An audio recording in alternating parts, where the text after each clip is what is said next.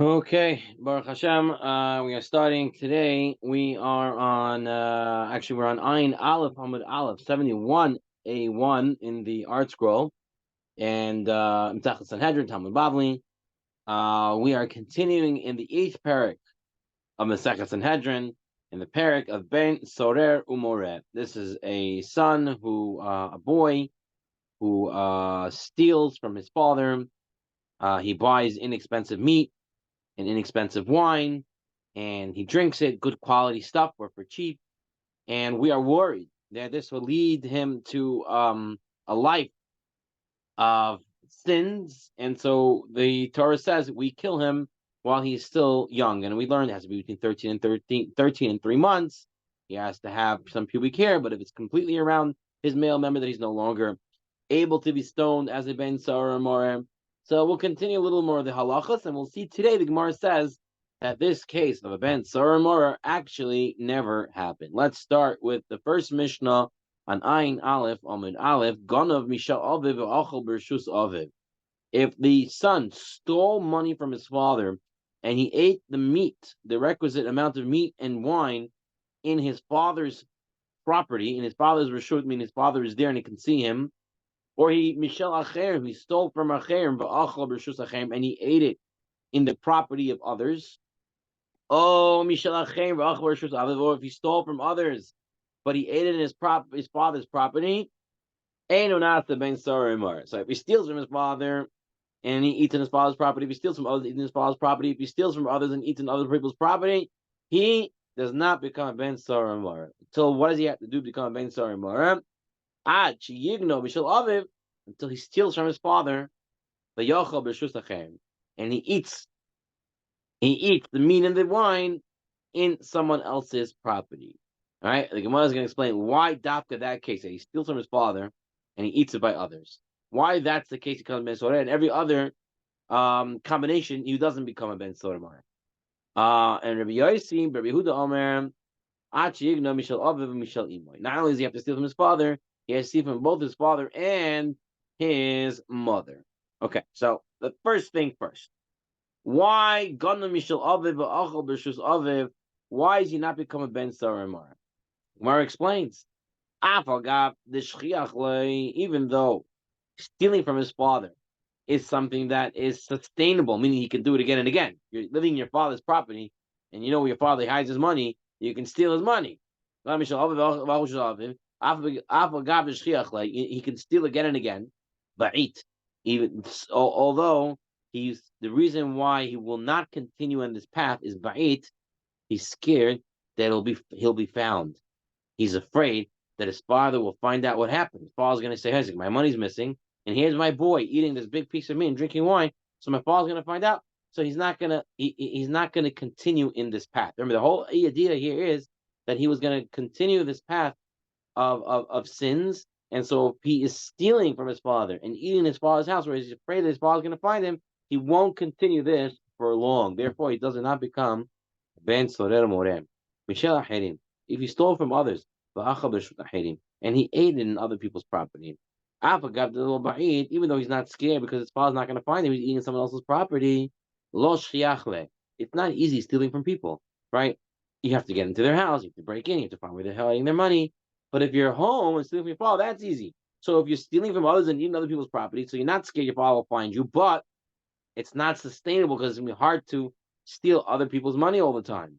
It's not easily found by you. And therefore, if you steal from others and you eat it in your father's property, so first of all, it has two things.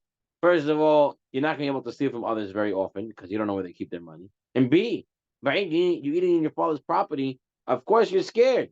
Therefore, you're not going to continue down this path. When does he become a ben Sarimar? Until he steals from his father, which is something he can continue to do because he has access to his father's money, and he eats it in other people's property where his father can't see him, and he's not afraid of people seeing him eat his stolen food. The shchiach le velo ba'id. Because if he steals from his father, it's shchiach, he always has access. But lo ma'it, and he's not scared because his father's not there, not watching him. And so that's the case when he becomes a ben soreh umoreh. Okay, and that's the way the Rambam brings down the halacha. And the Rambam says a rebellious son is not liable to be killed by stoning unless he steals from his father and uses the money to purchase expensive meat and wine, and then eats and drinks them on the property of others in accordance with this unattributed Mishnah. So this Mishnah is le halacha of a ben soreh more.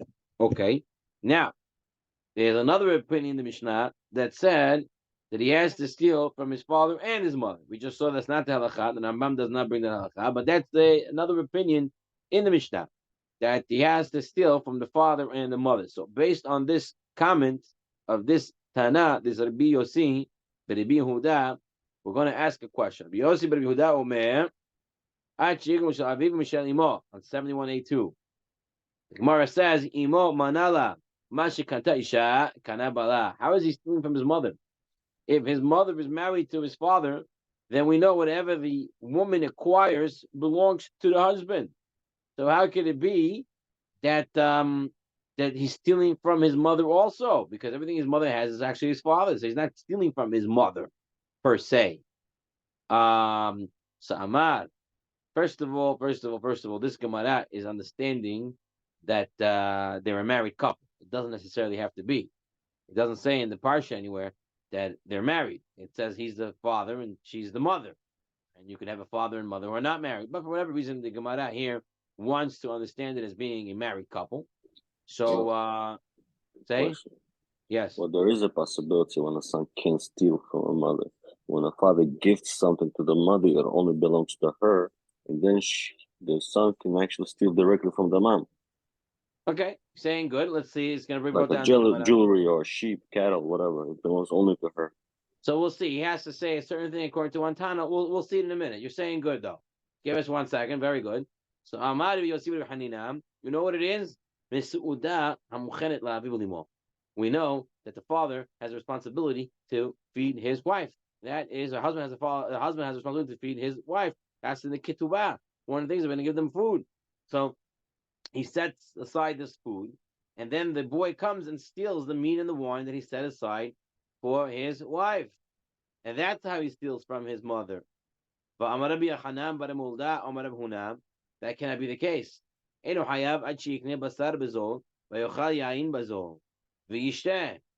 case that we said, he has to buy it. He has to steal the money, and then he has to buy the meat and the wine. Not where he steals the meat and the wine. So it can't be that the answer is that he stole his mother's food. Right? Because that belongs to her. His father makes it give it to her, but no, that's not it. You know what it is? It's a case where the husband set aside the money for their meal, for his meal and his wife's meal, and the boy steals from that money.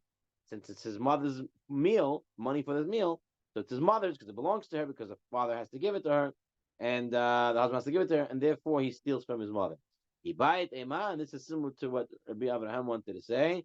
Ibayit ema, someone else gave it to her. Va'amrala, and said to her, Almenat, on condition, she'en leva'alich reshut bahen. Your husband has no property in this, no reshut, no rights in this thing that I'm giving you. Whether this actually works lahalacha or not, apparently it doesn't.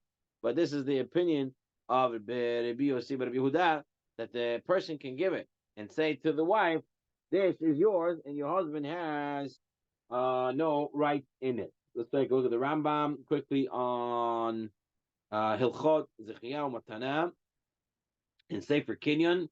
So the Rambam says if one gives a gift to a married woman on condition that her husband should have no rights over it, the gift itself belongs to the woman, but the right to use it still belongs to the husband, like any other use of her property. If the giver stipulates at the time of the gift that she can use it as she pleases, she has the right to spend the money. So again, the husband still retains the rights, but if the giver says that she can use it as she wants, she has the right to spend the money of that gift that she got. So maybe that's I have a question on this. Maybe you can. dissected from. And the time when Yaakov came to Rivka, Rivka said, "Go get the bracha from your father," and she said, "I'll give you from my sheep. Go make him the dinner, whatever, the food." So Yitzhak already didn't give any permission. She just did it because it was hers. So over here it says, even though he gives it's hers, but she cannot use it until she asks permission. No, we didn't say that. Say that he has rights to it. Rights to it means which is for example, if a woman comes into a marriage and she has fruit trees, let's say, right? So the trees belong to her, but the husband can get has rights in the fruits, meaning he can take some of the fruits that comes and he can use them, because in the end of the day he's supporting his wife, so he can take the fruits from there. So this is what it means, that she owns it, right? And she could do what she wants with it, but at the same time he has some rights to take some benefit from those from things. her own stock, from her stock. But over here it's the opposite. It's his stock. He gifted to her, and she can only use it after the permission granted. Right. I don't want to get into Kinyan Isha today. It's another whole sugya. But suffice it to say, there's an opinion that says if you give it to the woman, you say it's yours, it's not your husband's. Such an opinion exists and it works. And that's where the Gemara says that Rabbi Yossi, Rabbi Yehuda, so that's the money that the boys stole. This is not lalach lamaisa, because that doesn't work that way. And the Rambam says all he has to steal is from his father, not necessarily stealing from his mother. So that is that. Okay. Next Mishnah. But good horror. Good point.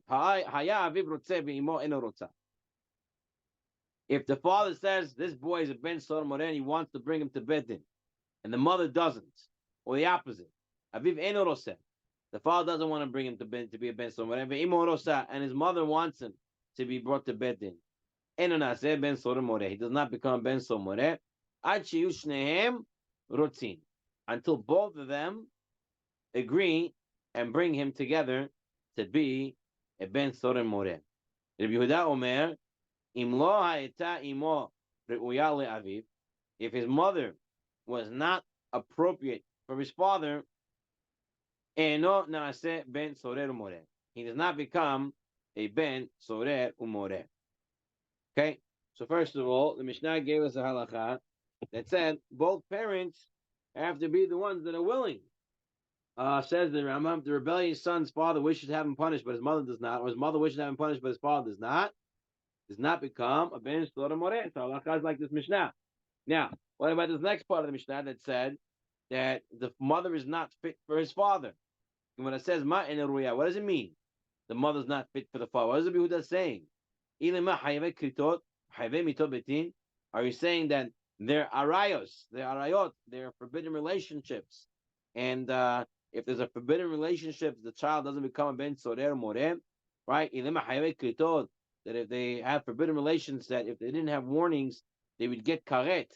But if they had a warning, chayavei mitod bedin, they would get mitah from bedin. Is that what it means, that the mother was not appropriate for the father? But who cares? So, avu ninhu, ve'ime ninhu. Who cares that they're unappropriate for each other?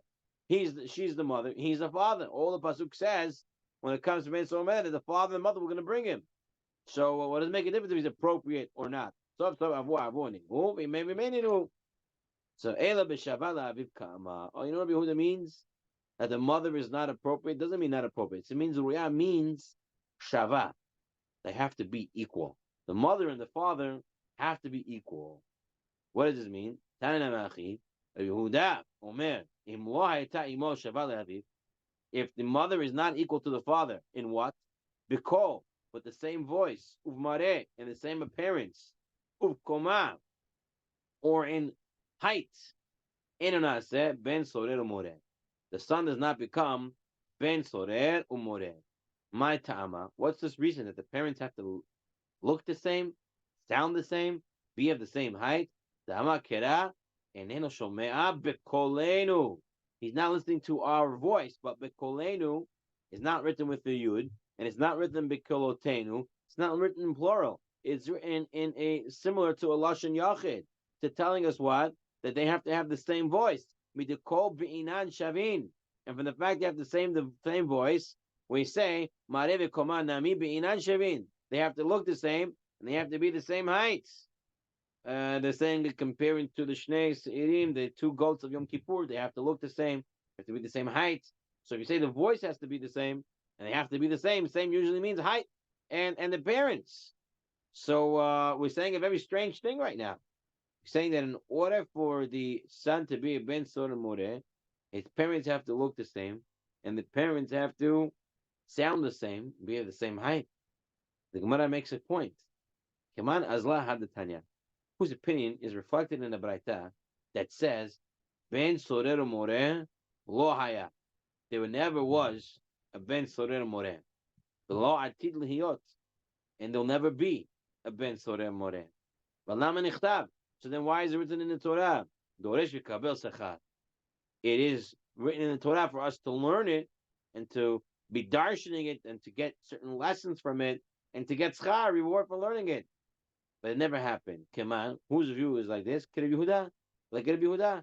Because if Yehuda says the parents have to have physical attributes the same, it's impossible. Men and women are different. You're never going to have a father and mother that look the same height, and have the same exact voice. So therefore, it's his opinion. Or you can also say, Rabbi Shimon is Rabbi Shimon the Tanya. Rabbi Shimon, just because this boy ate a certain portion of meat, and he drank a half a log of Italian wine, you're going to have parents take him out to kill him. That's lo haya, it never was and never will be. Parents are not going to kill the kid because of some meat and wine. So then why was it written? In order for us to expound on it, learn from it, and receive reward.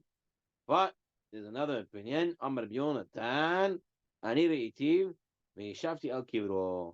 No, I saw the grave of a Ben Sorer Moreh, and I sat on his grave. First of all, sitting on a grave, is that something that we do, or something that could be done?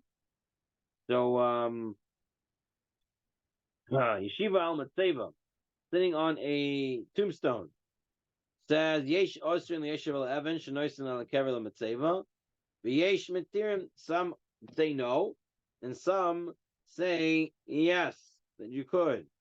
Who are these different opinions? So let me just see over here. 1 second. Lamed Dalid. So Lamed Dalid is the Ramah. The Ramah says Osir. Osir just said Yesh Matirin, and there are those who let.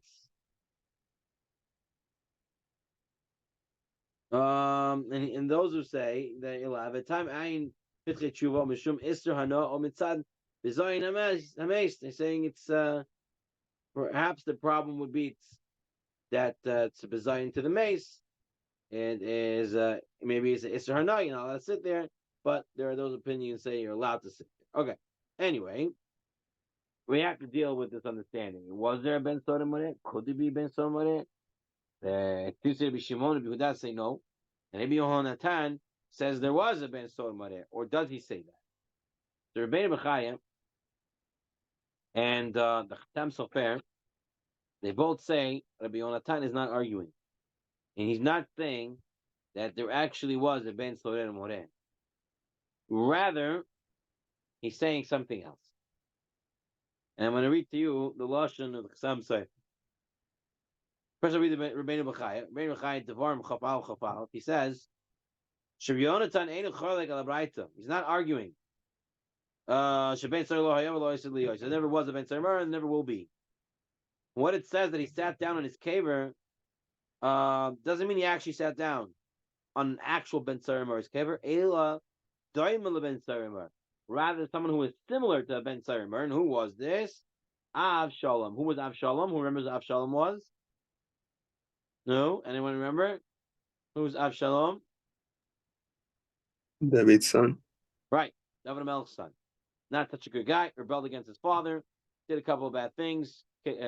Chased his father out of town. His father never really gave him any rebuke.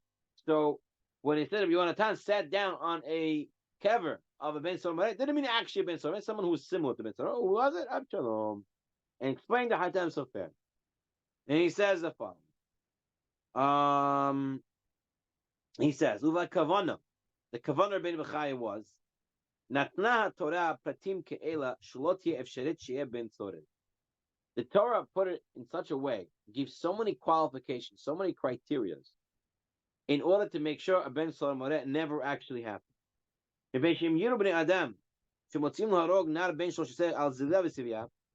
people would see that Jews were taking out the 13-year-old boy to be killed,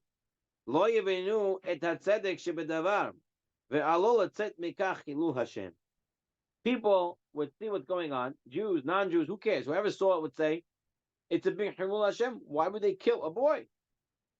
A young boy.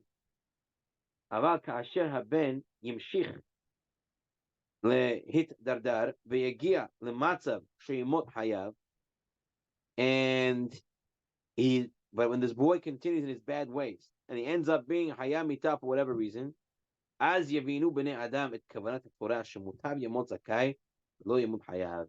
Then they would come to realize that the Torah was right, and what? That it was better for him to kill him when he was zakai, when he was clean, and not when he became hayav. With Kadesh Shem Hashem. And now you would make a Kiddush Hashem. V'zuk kavanat Rabbi Yonatan. That was Rabbi Yonatan. Rabbi Yonatan says never was a Ben Solomon. But the fact that there was someone similar to Ben Solomon, we're supposed to learn from that there is a reason why Hashem put these things in place. Sheyashar kivav shalom, shedomeh Ben Solomon, leochil nevdorov, akam tzedakah Torah, to teach the generation how the Torah was right. That says let a person die when he's clean. And that is Hatam Sofer. That says the Rabbi Yonatan never had a Ben Sofer, but he sat down someone had to teach us that you really got to take care of your kids. You can't let them go because they're going to end up doing bad things if they're not checked out. Continues the Gemara with another case. Who thought like this? It says Ir hanidahat lo hayta. What's Ir hanidahat? We already learned about Ir hanidahat. Ir hanidahat is a city where everybody serves Avodah Zarah. So there's an opinion that says Ir hanidahat lo hayta. There never was. And never will be. Why was it written? In order to be able to learn from it and get reward for learning it. But it never actually happened. Come on, who's it like? Could it be Eliezer? The Tanya? Rebbe Eliezer Omer. Any city that has even one mezuzah, you can't find a single city in Eretz Yisrael without one mezuzah, right? Is not made Ir Hanidahat. My time out. What's the reason? Why? How does the mezuzah save a whole city? Amak Kara. It says you have to take everything that belongs in this city and you have to burn it. And since it's a mezuzah, not let it burn a mezuzah. Because it says when you come into Eretz Yisrael, destroy the idols, but don't destroy Hashem's name. So you can't destroy Hashem's name, and mezuzah is part of what belongs in the city. Therefore, you can't burn it. Therefore, there never is an Ir Hanidacha. One mezuzah is an Ir Hanidacha. So why do they have it? In order to teach us some lessons and to get schar. Amar Rabbi Yonatan says, Ani ra'ita v'yashafti al tila. I saw an Ir Hanidacha and I sat on its ruins. He's always sitting on everything that's happening, meaning he's sitting and thinking.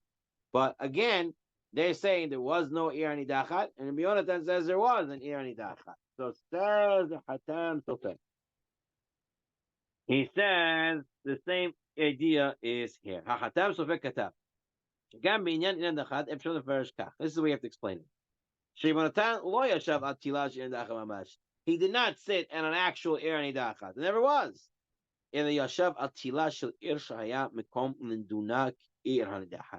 Rather, he sat in a city where it was ruined, but not ruined because we made an Ir Hanidacha, but rather it was ruined, but it could have been a city that was Ir Hanidacha.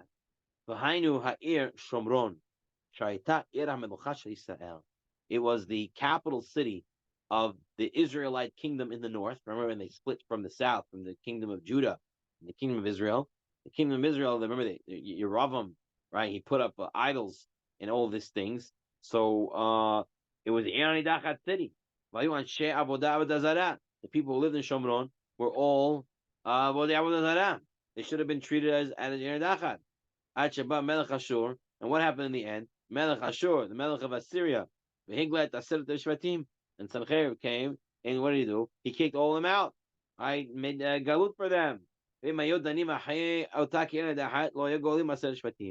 they would have done Ir Nidahat, they would not have had to have been exiled.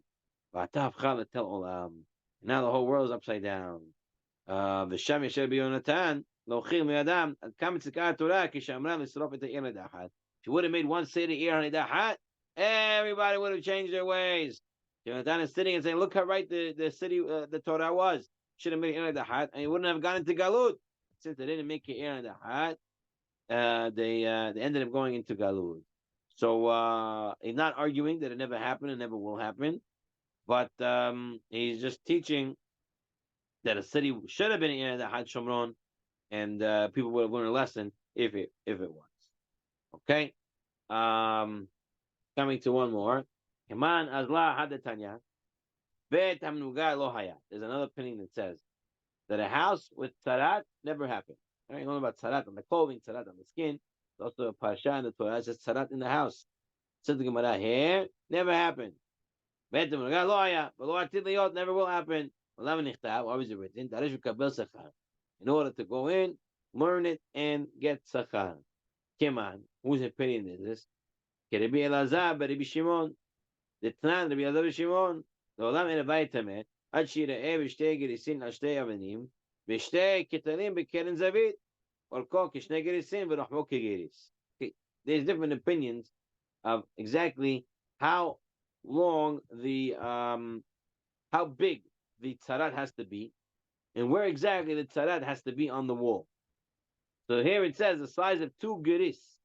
A geris is a fava bean. Although a fava bean is not so big, but they're saying it's between 19 and 21 millimeters. A geris here, I'm going to read to you from the Steinsaltz. The sage interprets measures referring to the area of a split bean, known today as the broad bean or the fava bean.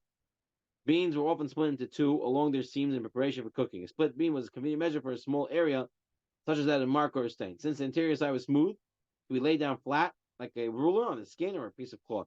Among contemporary lechazori, the area of a broad bean is held to be equal to that of a circle between 19 and 21 millimeters in diameter. Okay, and if you want to take a picture of, take a look at what this fava bean looks like, it's the bean on the top of it. Okay, and the bottom picture is the broad bean flour. That's interesting to see these things. Anyway, the geris was that amount, and exactly where it had to be on the walls are different opinions. According to Rabbi Shimon, they had to be at a corner of the house, exactly at the corner. Two has to be one on this corner and one on this, exactly in the 2 walls of the corner, and they have to meet. Why does he say it to be the corner? It says in the pasuk the wall, and then it says the walls. Which wall is like 2 walls? The 2 walls that meet and become like one. That is a corner. So he requires so look at the article 7184, note 36. Based on this, Rabbi Elazar requires that a 2 gris by 1 gris marking appear in the corner, with a square of 1 by 1 on each wall. Given this requirement, Rabbi Elazar, the Gemara concludes that it is he who holds the tzara afflicted house can never exist, because it's extremely unlikely that an affliction meeting Rabbi Elazar's exacting specifications would ever appear exactly in the corner, exactly that size. High probability that it never will happen. Therefore, he says it never did happen. But Tanya, Stone Braita, Amar Ben Ezra, Ben Tzadok, Makom Haya, Bithum Aza. There was a place in the boundary of Aza. What is Aza? Aza is Gaza. Okay, or Gaza, the way the Arabs want to say it. But there was a house in the boundary of Gaza, Vahayu Korin Oto, and they called it Purvata Sigrita, the ruins of the Tzarat house. So there was a house that had the name of Tzarat. Rabbi Shimon Ish Kfar Ako, Hama Had Halachti Ligalil. Once I went to the Galil, and I saw a place that they were marking with a sign that said, Avanim min go'ot pinu l'sham. These are the walls, the stones that were removed from a tzarat afflicted house, and they put it in a certain place. People wouldn't walk by it and become tameh. So Rabbi Elazar and Rabbi Tzadok, that one house in history was afflicted with tzarat. So we have some proof that there was an afflicted house. What's the halacha when it comes to a tzarat? A house does not become impure with leprosy until a mark the size of 2 split beans is seen on 2 stones. The halacha is not like Rabbi Elazar that says it has to be in the corner. It could be on any wall. Therefore, the high probability that it could happen in any wall. It doesn't have to be exactly at the corner. That is the Rambam in Sefer Tahara. Okay, let's go one more Mishnah. There's 2 more Mishnah, but let's do the next one. If one of the parents was missing a hand or was lame, couldn't walk, or ilam, or suma, or harish, or was mute, blind, or deaf, the boy does not become a ben sorer more. Why is this? Why is this? Shenema, because it says, it says the father and mother have to grab him. They're missing an arm, they can't grab him. And it says they have to bring him out. If they can't walk, they can't bring him out. They have to speak. Now they're mute. Pasuk continues. Are this son, sumin, and not if he's blind. They have to be able to say this son, point to him. And he's not listening to our voice. And not that they're deaf. They have to be able to hear him argue and say, no, we're not going to listen to you. Not just that he doesn't listen, but he has to say no. They can't be deaf. Now, matrin bo b'pnei shlosha umalkin oto. How does it work? It doesn't just become one day, you bring it to the beit and they kill him. You bring him first. They give him makot. Then, hazar v'kikel. He goes again and he gets meat in the wine. He does it again. He still gets meat in the wine. And he don't besim shlosha. You bring him now in front of 23 judges. But the first 3 judges who give him makot have to be in part of that 23. Because it says, this son, this son who you gave makot before. So apparently, he eats and drinks. Witnesses, they bring him to Beit Din, they give him makot. He goes and does it again, witnesses and all that. This time he gets punished with skila. Shemata mina, Gemara says, 1 second. This pasuk is very literal. Tapsabo, you have to grab him, you have to have hands. You have to take him out, you have to be able to walk, you have to be able to speak, all based on the pasuk. Does that mean we have a mahloket in Shas when the pasuk says something? Does that mean exactly the way the pasuk is, or is the pasuk telling us a general way it's done, and it also means other cases? So from our case, our pasukim we're saying they had to be exactly, not just a father and mother, has to be able to walk, talk. There's all these things. Not necessarily. Here it's different. Why? Think about it. The pasuk could have just said a father and mother take him out and say he's doing this and that, and that's it. That's the case. But the pasuk says so many extra words. They say, they speak, they talk, they bring out, they hold, they grab. All these different things must be that this pasuk is trying to teach us all this extra criteria, like Rabbeinu B'Chaya said, to make sure that it never actually happens. So therefore, we cannot learn everywhere else in the Torah to say that it has to be exactly like the pasuk, but rather it can mean that it is general. And they warn him in front of 3. Why I need 3? 2 is enough. Always I need 2 witnesses. What do you mean I warn him in front of 2? In front of 3? 2 I only need. I'm going to buy hachika amar. No, this is what I mean. The parents originally warned him in front of 2 witnesses. Don't eat, don't steal, all these things. Then those witnesses come and say, this is what we saw. And umalkin oto b'pnei shlosha. Then the 3 judges are the ones who give him makot. Malkut ben Sorer Moreh. Where do we have Malkut ben Sorer Moreh? We don't have it. The Gemara says Ked Rabbi Abahu, because we already have another teaching by Rabbi Abahu. There is a case about a defamer, someone who gets married to a girl who's a virgin, a betula, and he comes up and he lies. He says he's not a betula, right? And he gets punished. Pay a certain amount, and it says v'yisru oto. You have to rebuke him, give him chastisement. You have to chastise him. So v'yisru is the pasuk that's used over there, Ve'yisru. And part of the punishment Chazal say is you give him makot. How do you know to give him makot? The Chazal tell how you know. Two-step gezerah shava. First of all, it says lamadu v'yisru mi yisru. It says v'yisru mi ben. It says by the case of the defamer v'yisru, and it says it by ben sora moreh. It says the word v'yisru. Take a look in Torah or Shalom for the psukim, or you can take a look in note 5. It brings the psukim in English. Okay, I like to look at it in Hebrew. Torah Shalom Aleph. It's a ish v'yisru oto by the defamer. Then by the ben sora moreh, kielesh ben sorero moreh, and elosh megolin aviv v'kolimo v'yisru oto. Right, again with the word v'yisru. So the defamer is compared to the pasuk of the ben sora moreh. But then what happens? And then there's a ben. Then there's another pasuk. You take a look at the next pasuk in Torah or Shalom or number 3. It says vaya im ben hakot harasha. This is already later on Devarim, talking about someone who has to get lashes, and it uses the word ben. So the Gemara says you have ben over here by the lashes, by the makot, and you have ben by the ben soromoreh. So you know by the ben soromoreh you get makot, and then you have the word v'yisru by the ben soromoreh who gets makot, and you have v'yisru by the defamer. So the defamer also gets makot. Two-step gezerah shava. Hayat ben hakot harasha. And you learn the ben that gets a makot. So it's a two-step gezerah shava all the way to the defamer, but we see in the middle that the ben somer also gets makot. Again, how do you see this? You see the makot from ben. There's a pasuk that says that you give this man a makot and use the word ben, and then by ben somer use the word ben.